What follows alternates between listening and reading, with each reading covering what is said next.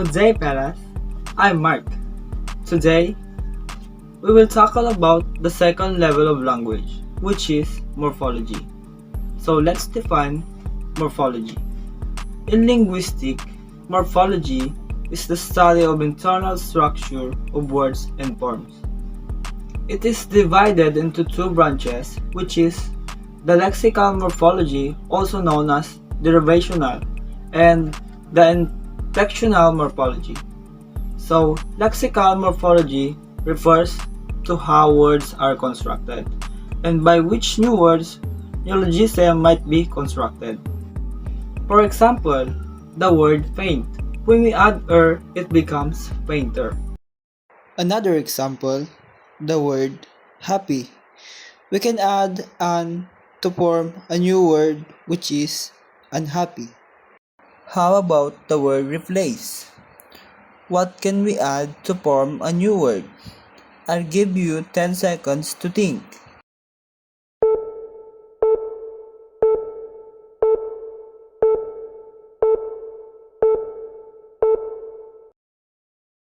Time's up.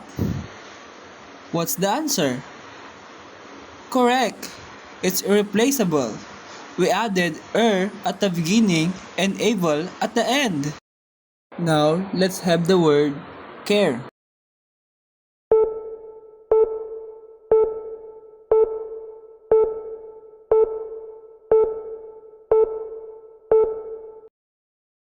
Time's up. What's your answer? Correct. It's careful. We added a suffix which is full. Lastly, let's try the word kind. You have only 10 seconds to answer.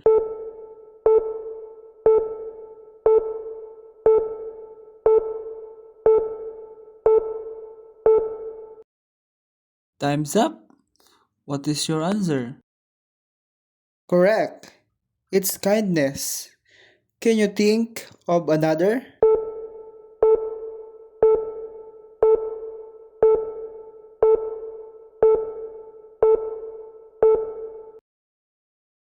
That's it. Kindly. Very good. So let's go on to the next topic. The inflectional morphology. It deals with the way words are adapted in different grammatical contexts, such as making a noun into plural. For example, bee, it become bees. Another is flower, become flowers. Try to answer these following words. Change it into plural form. First word, we have book. 3 seconds to answer. Answer, books. Do you get the correct answer? Very good. Next word is child. Answer, children. Another word, we have put. Correct. It's spit. Do you want some more? Alright. The word is leaf. The answer is leaves. Last, we have city. What's your answer? Correct. It's cities. Good job. Now, let's go on to our next topic. But before further discussion, we should first learn the basic concept in morphology. We have this what we call morpheme, which is the smallest unit of meaning in a word. A word can be classified into two: simple word or complex word. Simple words are those which cannot be analyzed into smaller units of meaning. For example, act, angry, always, in art. Complex word can be subdivided into smaller units of meaning. For example, the word quicker can be divided into quick and er. Another example is where the word is exchange, can be divided into X and change. Let's have some more examples. Teacher, teach plus prepaid, pre plus paid. Shameless, shame plus less. Reopened, re plus open plus ed. Misunderstand, miss plus understand. What are those words again?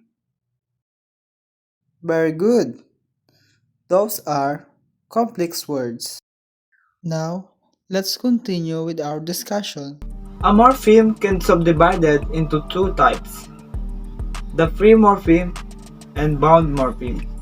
A free morpheme is one that can stand alone as a word, and any word which cannot stand alone is what we call bound morpheme. A free morpheme is a simple word consisting of one morpheme, for example, chair, wrap, and house. They are words in themselves. Meanwhile, a bound morpheme is a morpheme that must be attached to another morpheme to receive meaning. These are the affixes which are subdivided into the prefixes and suffixes. Prefixes can be found at the beginning of the word, for example, fair, while the suffixes are at the end of the word, for example, kindness. Therefore, a free morpheme is a word while a bound morpheme are affixes that should be attached to a free morpheme to become a word. Also, we have word formation strategies. First is affixation, a process which a bound morpheme are added to bases, either word initially or word finally, to form a new word. A bound morpheme which is added in this way is an affix. For example, word initially, remove, word finally, darkness. Second is compounding, a process of combining two words to create new word. For example, basket plus ball becomes basketball. Another example is sun plus flower becomes sunflower. So why do we need to study morphology? The internal structure of words and the segmentation into different kinds of morphemes is essential to the two basic purpose or morphology it is: the creation of new words and modification of existing words. That's all guys for morphology. I hope you learned something from my discussion. See you guys next time. Bye!